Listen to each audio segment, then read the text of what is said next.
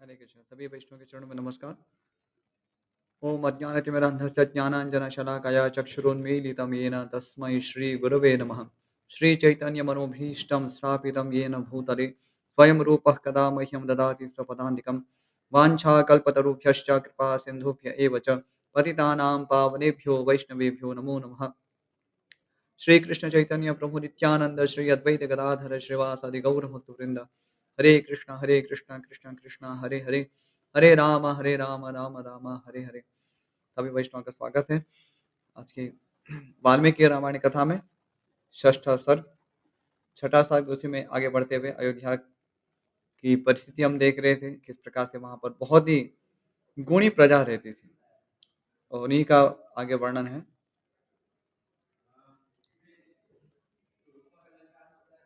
ब्राह्मण आदि चारों वर्णों के लोग देवता और अतिथियों के पूजक, कृतज्ञ, उदार, शूरवीर और पराक्रमी थे। उस श्रेष्ठ नगर में निवास करने वाले सब मनुष्य दीर्घायु तथा धर्म और सत्य का आश्रय लेने वाले थे। वे सदा स्त्री, पुत्र और पौत्र आदि परिवार के साथ सुख से रहते थे।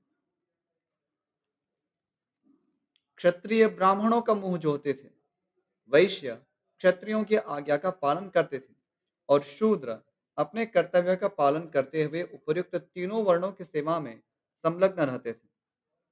में हम देखते हैं एक हायरार्की बताई जा रही है। 4 वर्ण हैं, ब्राह्मण, क्षत्रिय, वैश्य और शूद्र। तो इस हायरार्की में जो क्षत्रिय हैं, उनसे अपेक्षित है कि वे ब्राह्मणों से मार्गदर्शन प्राप्त करें और ब्राह्मण हैं वे सभी वर्णों के गुरु माने जाते हैं। तो उनका मुख्य कर्तव्य है कि सभी का मार्गदर्शन करें और क्षत्रियों को विशेष रूप से मार्गदर्शन प्रदान करें। वैश्य जो है वो क्षत्रियों के अधीन रहते हैं, उनसे अपेक्षित है उनसे क्षत्रियों से सुरक्षित रहें और उनके अधीन रहें।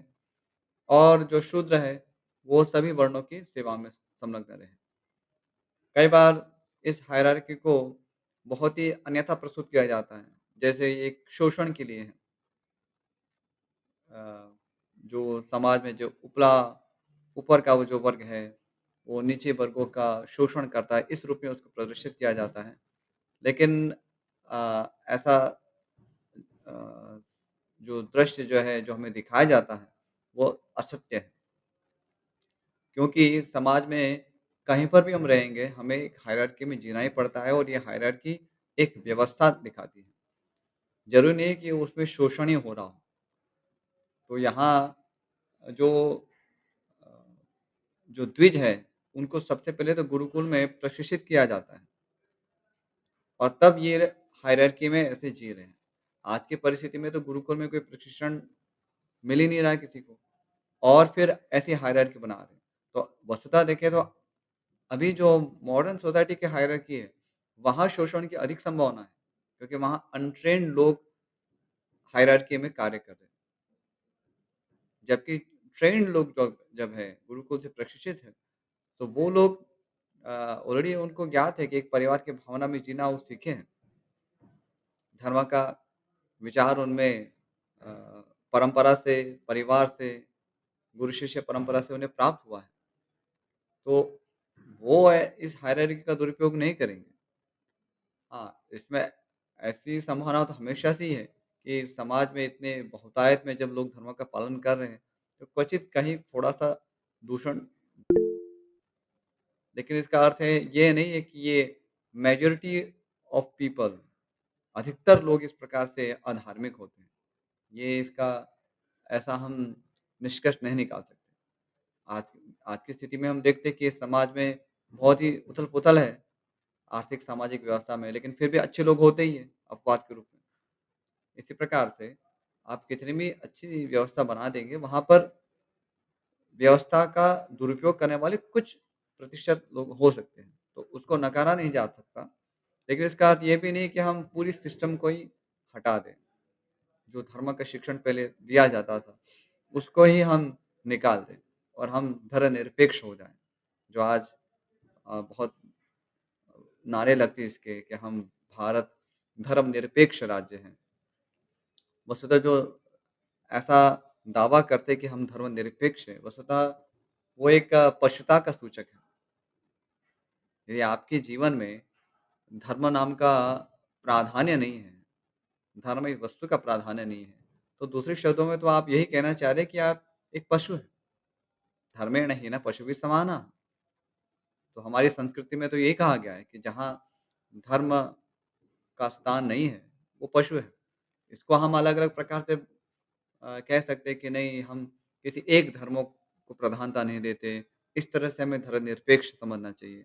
लेकिन धर्मनिरपेक्षता तो आप किसी एक धर्म का प्राधान्य रख के भी तो कर ही सकते हैं ना। इसके लिए आपको किसी भी धर्मों को पालन नहीं करना या किसी भी धर्मों को महत्व प्रदान नहीं करना, ये कहाँ का न्याय है? आप सनातन धर्म, जिसे सामान्य रूप से लोग हिंदू धर्म कहते हैं, तो उसको आप प्रमोट करते हुए भी तो अन्य अन्य सारे धर्मों के प्रति निरपेक्ष रह ही सकते हैं। अब इसको लोग कहते हैं कि नहीं, हमें पक्षपात नहीं करना चाहिए, तो पक्षपात वाली चीज़ इसमें इसका कोई प्रश्न ही नहीं होता। आप एक मनुष्य हैं तो आपके कुछ तो वैल्यूज़ होंगे ना, धर्म का कुछ तो अंश पालन करते होंगे, तो आपका अपना परिचय तो है कि आप अ, वैदिक संस्कृति से आप शिक्षा प्राप्त करते हैं। तो उसमें कोई पक्षपात का विषय ही नहीं है। यदि आप एक मनुष्य हैं तो क्या वो एक बायस है? क्या उसमें नहीं, आपको मनुष्य नहीं कहना चाहिए, आपको पशु कहना चाहिए, क्योंकि जो पशु करते हैं वो भी आप करते हैं। तो इसके कारण कि आप ये मनुष्य को मनुष्य कहना छोड़ दें, वो तो मनुष्य तो रहेगा ही ना, उसकी कुछ विशेषता तो है। तो वैसे ही कोई भी देश है, तो उसके अपनी एक धार्मिक वैल्यूज़ होती है और उसको होना, उससे हम दूर नहीं कर सकते। ऐसा करना इसका अर्थ है कि वो उसका मूल ही अ, स्ट्रॉन्ग नहीं है। तो इसके ऊपर बहुत विवाद हो रहा है और होता भी रहेगा शायद। इसका कोई अंत नहीं लग रहा है। लेकिन एक सभ्य मनुष्य होने के नाते धर्म हमारे जीवन में अनिवार्य रूप से होना चाहिए। उस और अनिवार्य रूप से होने का अर्थ है, सबसे पहले उसकी ट्रेनिंग होनी चाहिए, उसका एजुकेशन होना चाहिए। उसके बाद फिर धर्म का पालन करना होता है। धर्म 4 वर्ण और 4 आश्रम में जो विभाजित है, उस धर्म की हम बात कर रहे हैं। आगे, इक्ष्वाकु कुल के सामने राजा दशरथ अयोध्यापुरी की रक्षा उसी प्रकार करते थे जैसे बुद्धिमान महाराज मनु ने पूर्व काल में उसकी रक्षा की थी। तो मनु महाराज, जो कि एक क्षत्रिय थे, तो उन्होंने अपने प्रजा की रक्षा की थी। अपने मनु संहिता नामक जो ग्रंथ है, उसके जो नियम है, उसका किस प्रकार से प्रजा पालन कर सके, इसको सुनिश्चित किया था। और आज भी मनु संहिता हमारे लिए प्रासंगिक है। कई बार इस पे भी विरोध होता है कि मनु संहिता, इसमें तो भेदभाव है। तो भेदभाव कहाँ नहीं है। हम ऐसा समझते हैं कि भेदभाव नहीं रखना चाहिए, तो भेदभाव यदि मिट जाएगा तो विविधता मिट जाएगी। तो विविधता एक पक्ष है, उसको भेदभाव कह रहा है, दूसरी उसको दृष्टि है देखने की कि एक विविधता है, एक व्यवस्था है। तो उसमें भेदभाव क्या है? भेद तो रखना पड़ता ही है ना। तो हाँ, भेदभाव से हीनता नहीं आनी चाहिए, हम उसके विरुद्ध हैं। जो हीनता की ओर ले जाता है, ऐसा भेदभाव, वो अनुचित है। लेकिन जहाँ पर एक व्यवस्था के लिए भेदभाव करना पड़ता है, वो तो एक नीड है। तो बिना सोचे समझे हम बस केवल कहीं भेदभाव है, बस उसके पीछे पड़ जाते हैं। नहीं, आप तो डिस्क्रिमिनेट कर रहे हैं, डिस्क्रिमिनेट कर रहे हैं, डिस्क्रिमिनेट कर रहे हैं। डिस्क्रिमिनेट क्या कर रहे हैं? भेद करना, वो तो एक नीड है समाज की। हीनता से दूर रहना चाहिए और वो तो धर्म की शिक्षा में कहीं आता ही नहीं है, कहीं किसी को हीन मानना। हमारे यहाँ सनातन धर्म में हमेशा जिसकी निंदा हुई है, जिसकी भर्त्सना हुई है, वो अनर्थों की हुई है। काम, क्रोध, लोभ, मद, मोह, मात्सर्य, इन षट रिपुओं की निंदा हुई है। अब जहाँ-जहाँ ये 6 अनर्थ पाए जाते हैं, चाहे वो ब्राह्मण में हो, क्षत्रिय में हो, वैश्य या शूद्र में, तो वहाँ वो कथाओं के माध्यम से अथवा धर्म के नियमों के माध्यम से उसकी भर्त्सना हुई, निंदा हुई। ब्राह्मण को ये नहीं करना चाहिए, नहीं तो वो ब्रह्मबंधु बन जाता है, क्षत्रिय यदि ऐसा करेगा, हीन कर्म करेगा, तो वो क्षत्र बंधु बन जाता है। क्षत्र बंधु यानी कि नाम का क्षत्रिय। और इस प्रकार से जो शोक में लगा रहता है, वो शूद्र ही कहने योग्य है। लेकिन जो शूद्र है, वो भगवत भक्ति परायण है, तो वो द्विज से भी श्रेष्ठ है। तो ये सारे विधान जो है, वो हमें जो हीनता की ओर, जो भी डिग्रेडेशन है, अनर्थ है, उसकी ओर जाने से हमें रोकते हैं। और इस अनर्थों की भर्त्सना हुई है, किसी व्यक्ति विशेष की भर्त्सना नहीं हुई। आगे, शौर्य की अधिकता के कारण अग्नि के समान दुर्धर्ष, कुटिलता से रहित, अपमान को सहन करने में असमर्थ तथा अस्त्र शस्त्रों के ज्ञाता योद्धाओं के समुदाय से वह पूरी उसी तरह भरी पूरी रहती थी जैसे पर्वतों की गुफा सिंहों के समूह से परिपूर्ण होती है। तो यहाँ क्षत्रियों के गुण वर्णन किए गए हैं। तो वस्तुतः क्षत्रिय कैसे होने चाहिए? शौर्य की अधिकता, तो शौर्य का होना ये क्षत्रिय के लिए अनिवार्य है। ऐसा कोई क्षत्रिय नहीं हो सकता जिसके पास शौर्य नहीं है। शौर्य अर्थात शूर का स्वभाव। हो सकता है कि किसी रोग विशेष के कारण यदि कोई जर्जरित शरीर हो चुका हो या युद्ध में कई अंग भंग हो चुका हो, वो अलग चीज़ है। लेकिन स्वाभाविक रूप से क्षत्रियों में शौर्य होता है, शूरवीरता का गुण होता है। किसी भी अवस्था में वे युद्ध के लिए अ, तत्पर होते हैं, धर्म युद्ध के लिए। तो वहाँ वो घबराएँगे नहीं, अरे! कौन जाएगा, चलो ना, शरीर को कहीं नुकसान हो जाएगा। तो ये विचार तक उनको नहीं आएगा, मृत्यु तक का विचार वो नहीं करेंगे। इसे कहते हैं शूरवीरता का गुण। ऐसा नहीं कि तो सब कुछ सब ठीक है, तब चलो कहीं दूर में कोने में रह के गोली मार देंगे। तो इसे शूरवीर नहीं कहते। इसका अर्थ ये भी नहीं है कि बस पागलों की तरह बस हाथ में तलवार पकड़ के या कोई भी डंडी पकड़ के चले जाए और बस अपनी शरीर के विनाश का कारण बने। विवेकहीन शूरवीरता की बात नहीं हो रही है।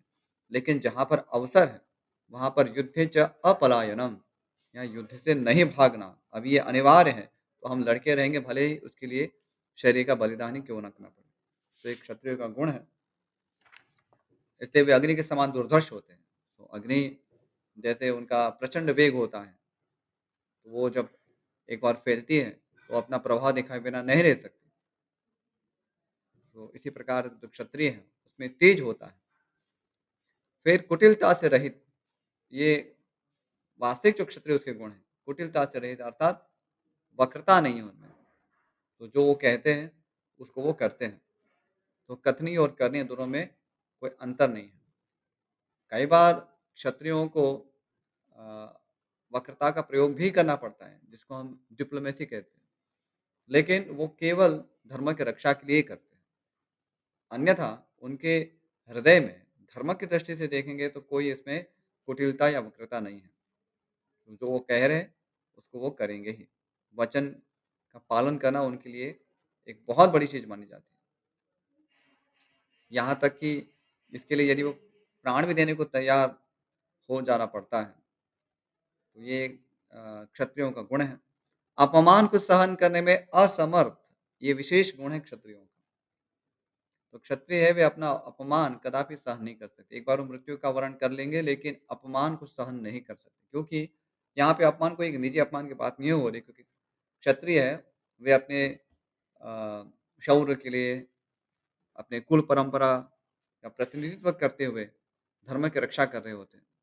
इसलिए वहाँ पर उनका किसी भी प्रकार से यदि अपमान होता है, तो वो एक प्रकार से उनके कुल का अपमान उसको समझते हैं। और ये स्वाभाविक भी है उनके रक्त में कि वे वो अपमान को सहन नहीं कर सकते। अब इसका अर्थ ये नहीं कि कोई ब्राह्मण उनको डाँट देगा तो इसलिए वो सामने प्रतिशोध करेंगे। तो ब्राह्मणों के हमेशा वे अधीन रहते हैं। लेकिन जहाँ ब्राह्मणेतर कोई उनका अपमान कर रहा है, वो जो उनके गुरुजनों में नहीं आता है, तो उनके लिए वो सहन करना असह्य है। अब अपमान भी है तो वो अ अ, सही चीज़ के लिए भी हो सकता है, गलत चीज़ के लिए भी हो सकता है। लेकिन सामान्य रूप से यहाँ पर उस अपमान की हम चर्चा कर रहे हैं यहाँ जिस कॉन्टेक्स्ट में कि अ, मान लीजिए उनका आप किसी भी कारणवश अपमान करते हैं, मान लीजिए उनमें कोई दोष है भी, लेकिन यदि जो उनके गुरुजन नहीं हैं और ऐसे ही उनका अपमान कोई कर देता है, तो वो उनके लिए सहनीय नहीं है। और जब उनका कोई दोष नहीं है, तब तो कोई प्रश्न ही नहीं उठता, तब तो उसको सहन कर ही नहीं सकते और ये अ, उनके लिए एक आभूषण भी है, अपमान को सहन ना करना। क्योंकि अ, पहली बात तो इसमें ये है कि उन्हें कोई गलती करनी नहीं चाहिए, क्षत्रिय होने के कारण। तो इसलिए भी उनके लिए एक मोटिवेशन है कि उन्हें अ, सभी अपमानों से दूर रहना चाहिए।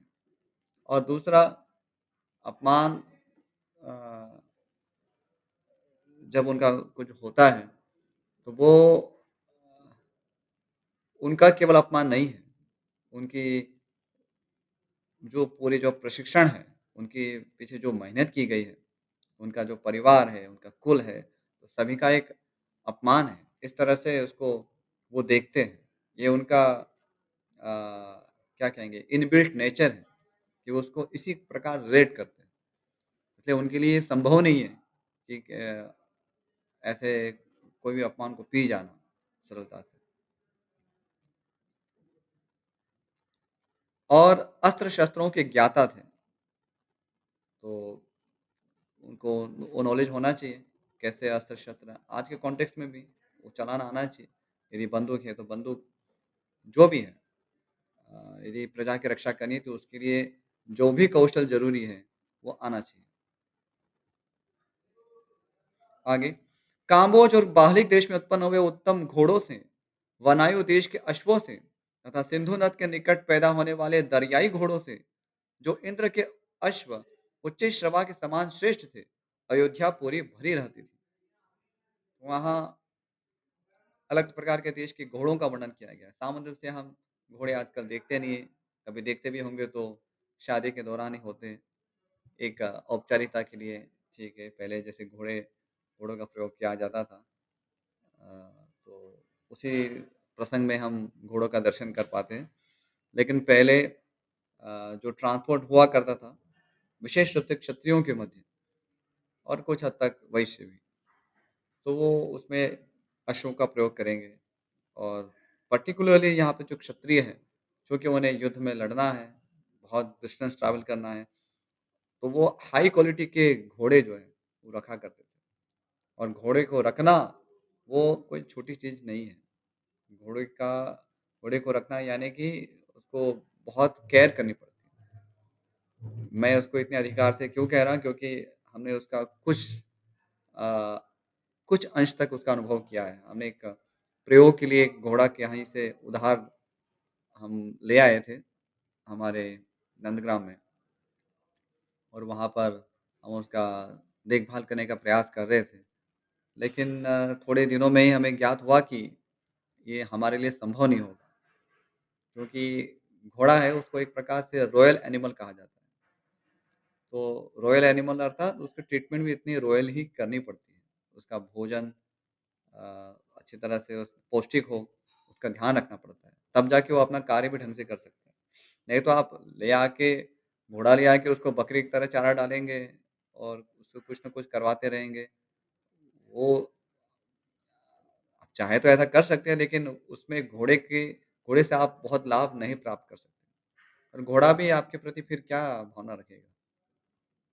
तो वो अ, बहुत वफ़ादार भी होता है घोड़ा और उसके लिए बहुत केयर भी करनी पड़ती है। उसको स्नान भी करवाना पड़ता है टाइम टू टाइम। बहुत सारी चीज़ें होती हैं और यहाँ पर हम देखते हैं कि जो ऐसे प्रदेशों के नाम दिए गए हैं, जहाँ पर ऐसे विशेष गुण वाले घोड़े रहते हैं। कुछ घोड़े होते हैं अपने अ अ, भार वहन के लिए ज़्यादा प्रसिद्ध हैं, कुछ है जो अपने वेग के लिए प्रसिद्ध हैं, कुछ है अपनी हाइट, बहुत बड़ी हाइट होती है, ऐसे भी घोड़े होते हैं और कुछ अपनी स्टैमिना के लिए लंबे समय तक वो अ अ, एक एक ही समय पर वो भाग सकते हैं। तो ऐसे अलग-अलग प्रकार के घोड़ों की श्रेणियाँ होती हैं और ये बहुत बड़ा विषय है घोड़े जब होते हैं तो उनके साथ घोड़ी भी होती है। तो एक प्रसंग आया इसलिए मैं आपको यहाँ बता रहा हूँ कि घोड़ी जो है, उनके साथ सीखना घुड़सवारी वो सरल होता है। जबकि घोड़ों के साथ थोड़ा कठिन हो सकता है, यदि वो घोड़ा ट्रेंड नहीं है। यदि आप कोई घोड़ी ले आएँगे और सबसे श्रेष्ठ होता है कि अ, घोड़े या घोड़ी जो भी है उनको बाल्यकाल से जब वो छोटे होते हैं, तब जब ले आते हैं, तो बहुत सरल होता है इसको सीखना। और घोड़ी के साथ और सरल होता है क्योंकि उसमें एक ममत्व भी होता है घोड़ी में। तो जो हम बहुत बार सुनते हैं घोड़ियों का वर्णन, महाराणा प्रताप उनका चेतक नाम का घोड़ा था। अब वो घोड़ा था या घोड़ी थी, कई बार प्रश्न होता है। जहाँ तक मैंने श्रवण किया है उनकी घोड़ी थी, चेतक वो घोड़ी थी, घोड़ा नहीं था। तो दोनों की जो क्षमता होती है घोड़ा और घोड़ी, वो मोर और लेस सेम ही होती है। जहाँ तक भागना-दौड़ना है, तो उसमें कोई इस प्रकार से भेद नहीं होता है। और घोड़ी रखना ज़्यादा एडवांटेजेस होता है, ज़्यादा लाभप्रद होता है। ये कुछ एक्सपीरियंस आपको बताएँ घोड़े के प्रसंग में। अब ये सब जब हमारे संस्कृति में जब होते हैं तब उसका अनुभव हम ले सकते हैं या उनसे अ, उनके साथ कार्य करना एक क्या अनुभव ही अलग होता है। घोड़े बहुत ही प्यारे पशु होते हैं। आप आपके लिए वो प्राण तक दे सकते हैं और एक प्रकार से देखें तो आपके घर का एक सदस्य बन जाते हो। वो आपको छोड़ नहीं सकते और बहुत ही पर्सनल होते हैं। पर्सनल अर्थात उनको व्यक्ति चाहिए। ऐसा नहीं आप जैसे आप जैसे क्या कहेंगे? अन्य जैसे जैसे आप कोई भेड़-बकरियाँ रख रहे हैं, तो भेड़-बकरी की तरह आप घोड़ों को नहीं रख सकते। या इवन जैसे कुत्ता है, एक कुत्ते को भी आप एक बार ऐसे ट्रेन कर सकते हैं कि बस आपका स्थान बाहर है, बस खत्म। लेकिन जो घोड़ा होता है, वो बहुत ही उसको एक पर्सनल उसका रिलेशनशिप होता है ओनर के साथ, जो भी उसको देखभाल करता है, तो उसको उसका स्पर्श होना ज़रूरी है। वो एक्सपेक्ट करेगा कि मेरा स्वामी मेरे पास आए और मेरा प्रयोग करे, मुझ मेरा दुलार करे, इत्यादि बहुत सारे इसमें विषय होते हैं। तो बहुत ही पर्सनल होता है। एक समझिए एक मनुष्य की तरह ही उसकी भावना बहुत ही प्रगाढ़ होती है। यद्यपि वो एक पशु योनि में है, लेकिन एक मनुष्य की तरह उसकी भावनाएँ होती हैं। भावनाएँ सभी में होती हैं, सारे पशुओं में, लेकिन उसकी थोड़ी ज़्यादा पर्सनल होती है। अस्तु, विंध्य और हिमालय पर्वतों में उत्पन्न होने वाले अत्यंत बलशाली पर्वताकार मदमत्त गजराजों से भी वह नगरी परिपूर्ण रहती थी। ये तो हुई घोड़ों की बात। फिर आती है बारी अश्वों की और क्षमता गजों की। तो जो गज भी हुआ करते थे, विंध्य और हिमालय, उनका एक विशेषता है तो वहाँ बहुत ही पर्वताकार और बलशाली गजाज हुआ करते थे। गज का भी ऐसा है, उनको भी उनको तो पालना यानी कि आपको बहुत ही धनी रहना होना पड़ेगा। राजा महाराजों की ही बात है। सामान्य व्यक्ति के लिए हाथी को पालना संभव नहीं। अस्तु, ऐरावत कुल में उत्पन्न महापद्मा के वंश में पैदा हुए तथा अंजन और वामन नामक दिग्गजों से भी प्रकट हुए हाथी उस पुरी की पूर्णता में सहायक हो रहे थे। तो यहाँ जो जिन-जिन हाथियों का नाम लिया जा रहा है, ऐरावत, महापद्मा, अंजन, वामन, तो ये सब दिग्गज हैं, क्योंकि हमारा जो संपूर्ण जो ब्रह्मांड जो है, वो ऐसा कहा जाता है कि जो भूमंडल है, ब्रह्मांड के अंदर ये जो भूमंडल भाग है, उस भूमंडल को जैसे पूरा ब्रह्मांड है तो ऊपर का भाग है उसमें जो स्वर्ग इत्यादि लोक हैं और नीचे का जो भाग है जिसमें भूमंडल से शुरू करते तल, अतल, वितल, अ अ, महातल, रसातल, पाताल इस प्रकार के जो लोक हैं। तो इस नीचे वाला जो भूमंडल है इसको पूरा धारण करने के लिए 8 दिग्गज होते हैं। दिग्गज यानी कि 8 दिशाओं के गज होते हैं। दिक् यानी दिशा, तो दिशा में जो रहने स्थित गज जो है, उनको दिग्गज कहते हैं। तो ऐसे 8 दिशाओं में 8 गज हैं, महाकाय गज हैं, जो इस भूमंडल को धारण करते हैं। तो उनके नाम यहाँ दिए गए हैं। आगे, हिमालय पर्वत पर उत्पन्न भद्र जाति के, विंध्य पर्वत पर उत्पन्न हुए मंद्र जाति के तथा सह्य पर्वत पर पैदा हुए मृग जाति के हाथी भी वहां मौजूद थे। अलग अलग प्रकार की प्रजातियां हैं।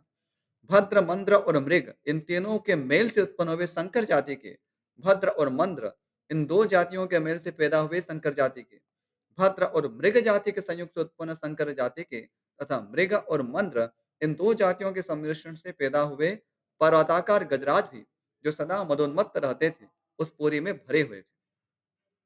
3 योजन के विस्तार वाली अयोध्या में 2 योजन की भूमि तो ऐसी थी जहां पहुंचकर किसी के लिए भी युद्ध करना असंभव था।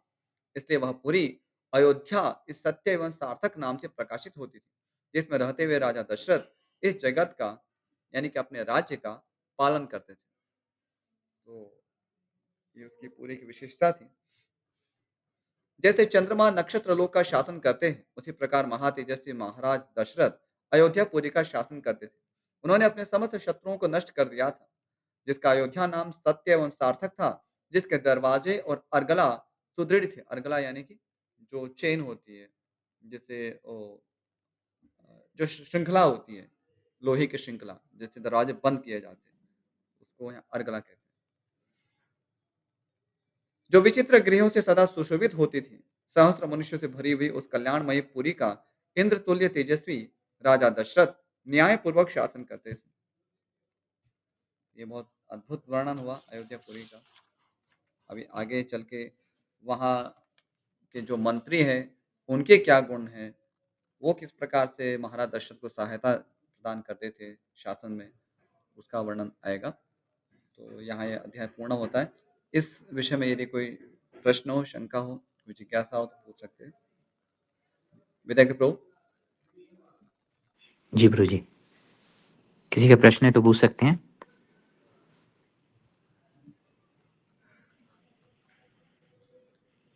ओके, यदि कोई प्रश्न नहीं है तो फिर यहीं विराम करते हैं।